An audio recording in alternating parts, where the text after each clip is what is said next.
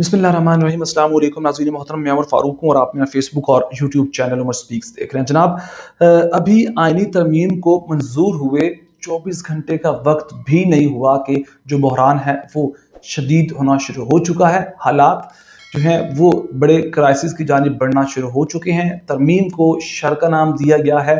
अभी इस वक्त मीटिंग्स चल रही हैं पाकिस्तान तहरीक इंसाफ की वकला की।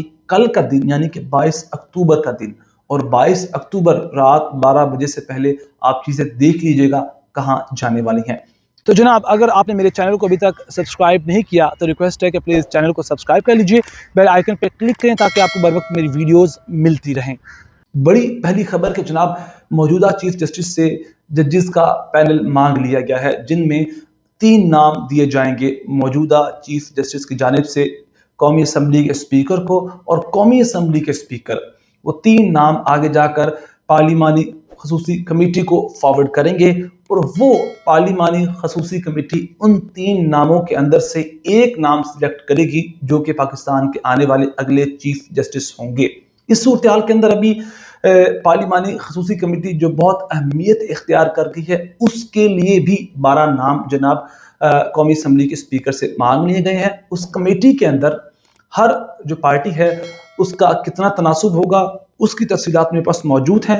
वो मैं सबसे पहले आपको बता देता हूँ कि जनाब, पार्लियामेंट के अंदर हर 39 MNAs पर एक रुकन उस पार्टी की जानिब से जाएगा उस कमेटी के अंदर, और सेनेट में से 21 सेनेटर्स पर एक रुकन मिलेगा। इस तरह इस तरतीब के जरिए नून लीग के उस खसूसी पार्लिमानी कमेटी में 4 मेंबर होंगे, 3 MNAs, 1 सेनेटर। पीपल्स पार्टी के 3 मेंबर होंगे और 2 MNAs, 1 सेनेटर।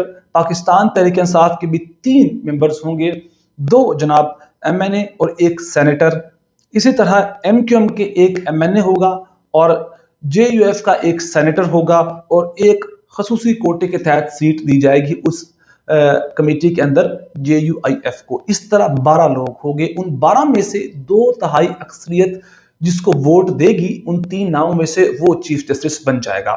अब इस सूरत हाल के अंदर जो चीज़ें देखने को मिल रही हैं, जो पाकिस्तान तहरीक इंसाफ के साथ डंडी मारी गई है जानबूझकर, वो ये कि अभी जो मखसूस नशिस्तें पाकिस्तान तहरीक इंसाफ को मिलनी है, अभी वो अलॉट नहीं की गई इलेक्शन कमीशन की जानिब से।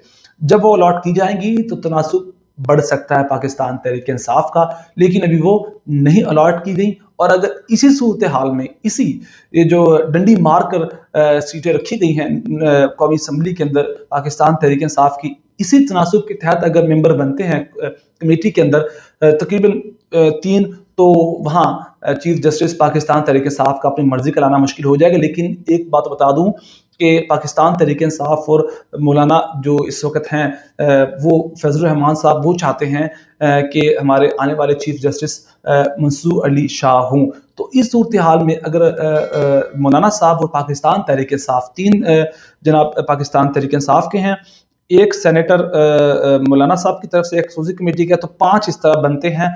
और दूसरी जानिब देखा जाए तो डिवाइड इस तरह की गई है कि तकरीबन 4 नून लीग के बनते हैं, 3 पीपल्स पार्टी के, 7 हो गए MQM का, 1 8 मेंबर उनके बन जाएंगे, 4 इनके 12। तो ये क्या तनासुब बनेगा?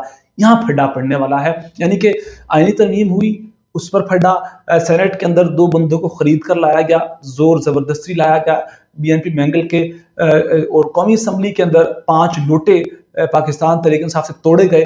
तो इस तरह जहां भी ये कुछ कर रहे हैं, चाहे वो सेनेट से तरमीम को मंजूर करवाना हो, कौमी असम्बली से तरमीम को मंजूर करवाना हो, या फिर चीफ जस्टिस की सिलेक्शन हो, हर तरफ डंडी चलेगी। तो इस चीज़ को ज़्यादा बर्दाश्त नहीं किया जाएगा।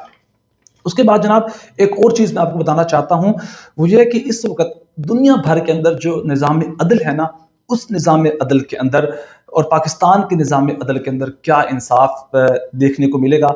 दुनिया भर में जो चीफ जस्टिस होता है ना, वो ही बेंच बनाता है, लेकिन पाकिस्तान के अंदर जो चीफ जस्टिस हैं उनसे ये ताकत ले ली गई है। टूथलेस चीफ जस्टिस को कर दिया गया है।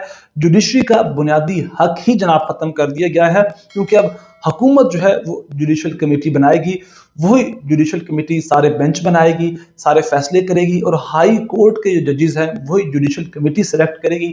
यानी कि अब आने वाले दिनों में हाई कोर्ट के जो जजेस होंगे उनको ये ख्याल रखना पड़ेगा कि हमें हुकूमत के कारिंदों को, वजीरों को खुश रखना है, क्योंकि परफॉर्मेंस भी जनाब वही अब इस वक्त सारी देखेंगे वो जुडिशल कमेटी, और एक ही वक्त में जनाब दो दो चीफ जस्टिस होंगे, एक न्याय में दो तलवारें कैसे टिकेंगी, आईनी बेंच जो बनेगा उनका एक बड़ा चीफ जस्टिस की तरह रोल होगा उसका, और मौजूदा चीफ जस्टिस जैसे कि मंसूर अली शाह होंगे या अफरीदी होंगे या जो भी होंगे, इस सूरत हाल में इख्तियारात है उनकी जो अलहदगी होती है वो ख़त्म कर दी गई है।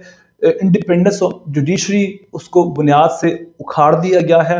और इस सूरत हाल में जनाब जो सामने चीज़ें मजीद आ रही हैं वो ये हैं कि सदर, वज़ीर आज़म, काबीना और ये जो फैसले लेंगे तीन, प्रेसिडेंट, प्राइम मिनिस्टर और कैबिनेट, जो फैसले लेंगे वो लोहे पे लकीर होगी, उसको कोई मिटा नहीं सकता, उसको कोई ख़त्म नहीं कर सकता। अंदाज़ा करें ये चीज़ें इस आईनी तरमीम के तहत लाई गई हैं, उन फैसलों को कोई चैलेंज नहीं कर सकता, और इसका सेहरा काजी फायज ईसा के सर जाता है। ये बात हर बंदे के ज़ुबान पर है, क्योंकि 63A का जो फैसला देना था कि जनाब आप लोटे बन जाओगे, आप अपने ज़मीर को बेच दोगे, आप जिसके नाम पर वोट लेते हो उसका धोखा दे दोगे तो कोई मसला नहीं, ये सब जायज़ है। इस चीज़ को जायज़ करार देने में जो फैसला दिया था जनाब वो काजी फायज ईसा ने दिया था। अगर 63A का फैसला ना आता तो आज ये कौमी असम्बली में लोटे ना बनते, ये जनाब सेनेट में लोटे ना बनते। अगर सेनेट कौमी असम्बली में लोटे ना बनते तो ये आईनी तरमीम पास ना होती। तो अगर आईनी तरमीम पास ना होती तो फिर काजी फायज ईसा सॉरी जो जस्टिस मंसूर अली शाह का रास्ता कैसे काटा जाता। तो ये सारा का सारा सेहरा इस वक्त इससे इस तरमीम से आगे जो भी मसाइल बनेंगे, जो भी कहा जा रहा है कि तबाही आएगी, लूप होल्स हैं, बहुत सी ऐसी चीज़ें हैं जिसमें आपने अदलिया को टुथलेस कर दिया है, सारे इख्तियारात सलब कर लिए हैं। तो यहाँ कसूरवार सिर्फ काजी फायज ईसा को ठहराया जा रहा है। अब जनाब इस सारे मामले के अंदर जो हो सकता है आने वाले चीफ जस्टिस काजी फायज ईसा ना हो, सईद मंसूर अली शाह भी ना हो, तो कौन होंगे? कहा जा रहा है कि जो मोस्ट फेवरेट है वो याह्या अफरीदी है, लेकिन याह्या अफरीदी बड़े स्ट्रेंज किस्म का कैरेक्टर है उनका। वो ना इस ब्लॉक में है, ना वो उस ब्लॉक में है, ना वो मंसूर अली शाह को सपोर्ट करते हैं, ना वो काजी फायज ईसा को सपोर्ट करते हैं, वो दरमियान वाला रास्ता इख्तियार करते हैं। जितने भी फैसले आए उन्होंने कोई साइड नहीं ली, उनका एक अलग से अपना एक फैसला, एक मौक़िफ़ होता है, एक अलग से उनका कहानी, एक डिस्कोर्स है। तो उस मामले को लेकर इसी वजह से उनकी जो है सितारा वो उरूज पर है, उनको पसंद किया जाता है। लेकिन इस सूरत हाल में जबकि आईनी तरमीम पास हो गई, इस निज़ाम अदल, इस सिस्टम से ये मुनीब अख्तर साहब को या मंसूर अली शाह को नहीं निकाल सकते कि जब तक वो रिटायर ना हो जाएं। और यहाँ जब मौजूद होंगे फिर वो 8 जजिस भी होंगे, जिनमें आयशा मलिक हैं, जस्टिस मज़हर हैं, फिर अतन मिनल्ला, ऐसे जजिस होंगे एक तरफ, और एक तरफ जस्टिस याह्या अफरीदी होंगे। तो क्या जस्टिस याह्या अफरीदी जो बहुत दलेराना ऐसे बढ़ चढ़ के अग्रेसिव किस्म के फैसले नहीं करते, क्या उनको कन्फ्रंट कर पाएंगे आने वाले दिनों में? कि चीज़ें आगे बहुत गुडमड होने वाली हैं, चीज़ें आगे बहुत ज़्यादा डिस्टर्ब होने वाली, कंफ्यूज होने वाली हैं। ये हुकूमत समझती है कि फैसले हमारे हक में जाएंगे, लेकिन अब देखना है कि ये ऊँट किस करवट बैठेगा। अपना बहुत सारा ख्याल रखिएगा, चैनल को जरूर सब्सक्राइब कीजिएगा। अल्लाह निगहबान।